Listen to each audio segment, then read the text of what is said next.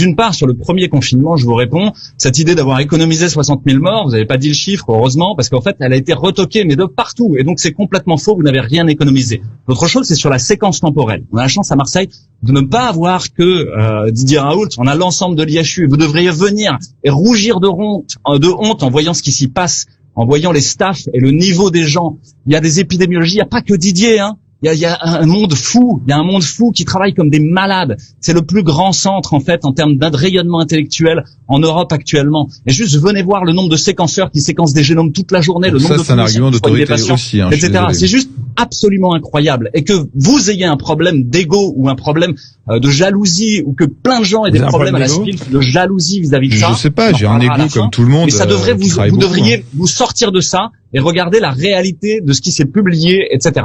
Donc après, on a la chance d'avoir les marins-pompiers, les types Comet, qui travaillent sur les eaux usées et qui ont permis de regarder comment se passaient les clusters et d'avoir une idée bien avant les autres de quand est-ce que les clusters commencent, quand est-ce qu'ils se terminent. Et en fait, c'est la réalité dans une épidémie, c'est que ça commence dans les eaux usées et dans l'eau. Et ça devrait nous faire réfléchir en fait sur les modalités de transmission et sur les modalités de prévention qu'on a choisies. Donc ça commence dans l'eau, c'est la première chose. Et ensuite, il y avait le nombre de demandes de tests qui augmente, puis le nombre de cas positifs, de tests positifs à SARS-CoV-2 qui augmente, puis les hospitalisations, puis les réanimations, puis les décès. Et dans l'ordre inverse, à la diminution.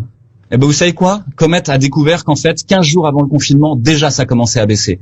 Et c'est pareil à Paris, ça a été sorti il y a 2 jours, tous les arrondissements parisiens commençaient à baisser. Donc là, vendre la sauce du confinement au motif que ça aurait été ça qui aurait stoppé l'épidémie, c'est faux. Ça n'a rien arrêté du tout et vous n'avez aucune idée de ce qui serait passé sans confinement. Si vous en avez, des pays n'ont pas confiné. Ah, chance! Et des pays ont confiné pendant 6 ou 7 mois. Et c'est rien que ces comparaisons-là sur les l'Argentine et la Suède, Louis Fouché, pour les auditeurs.